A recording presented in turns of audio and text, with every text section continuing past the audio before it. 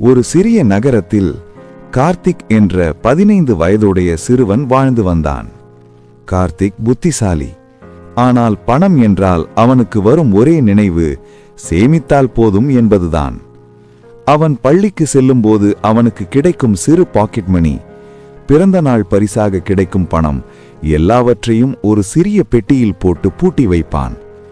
அந்த பெட்டிதான் அவனுக்கான பாதுகாப்பு. ஒரு நாள் அவன் நண்பன் அருண் கேட்டான், டே, இவ்வளவு பணம் சேமிச்சு என்ன பண்ண போற? கார்த்திக் பெருமையுடன் சொன்னான், எதிர்காலத்துக்காகடா. பணம் இருந்தா எல்லாம் சரியாகிடும். அருண் சிரித்து விட்டான். சரி, சேமி. அதே வீட்டில் கார்த்திக்கின் தாத்தா ரங்கநாதன் இருந்தார். ஓய்வு பெற்ற ஆசிரியர், அமைதியானவர், அனுபவம் நிறைந்தவர். ஒரு நாள் மாலை கார்த்திக் தன் பெட்டியை திறந்து பணத்தை எண்ணிக் கொண்டிருந்தான். தாத்தா அருகில் வந்து உட்கார்ந்தார். என்ன பண்ற கண்ணா? என் பணம் தாத்தா, எல்லாம் சேமிச்சு வச்சிருக்கேன். தாத்தா சிரித்தார். சேமிப்பு நல்ல பழக்கம், ஆனா அது மட்டும் போதுமா? கார்த்திக் குழம்பினான். தாத்தா ஒரு கதை சொன்னார். ஒரு விவசாயி இருந்தான். அவனிடம் நிறைய விதைகள் இருந்தது. அவைகளையெல்லாம் பையில் போட்டு பாதுகாத்தான். ஆனால் அவன் விதைகளை நிலத்தில் விதைக்கவே இல்லை. பல வருடங்களுக்கு பிறகு அவனிடம் விதைகள் இருந்தது, ஆனா பயிர் இல்ல.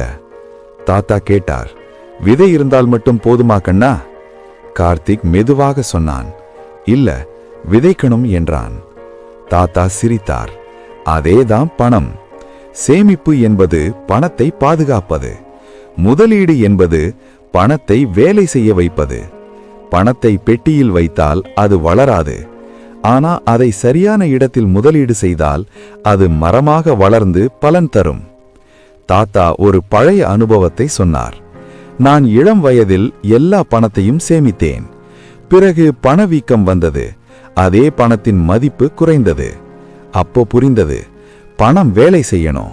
அதனாலதான் நான் சிறு முதலீடுகள், கல்வி, திறன் வளர்ச்சி இதில் முதலீடு செய்தேன். அந்த நாள் இரவு கார்த்திக் தூங்கவே இல்லை. அவனுக்கு ஒரு கேள்வி, என் பணம் என்ன வேலை செய்கிறது? அடுத்த நாள் அவன் தாத்தாவிடம் வந்து சொன்னான், தாத்தா, நான் முதலீடு கற்றுக்கொள்ளணும். தாத்தா மகிழ்ச்சியுடன் சொன்னார், முதலில் உன் அறிவில் முதலீடு செய். கார்த்திக் செய்த முதலீடுகள்: புத்தகங்கள், ஆன்லைன் லேர்னிங், புதிய ஸ்கில்ஸ், நேரத்தை சரியாக பயன்படுத்துதல். சிறு தொகையை மட்டும் சேமித்தான், மீதியை கற்றலுக்காக பயன்படுத்தினான்.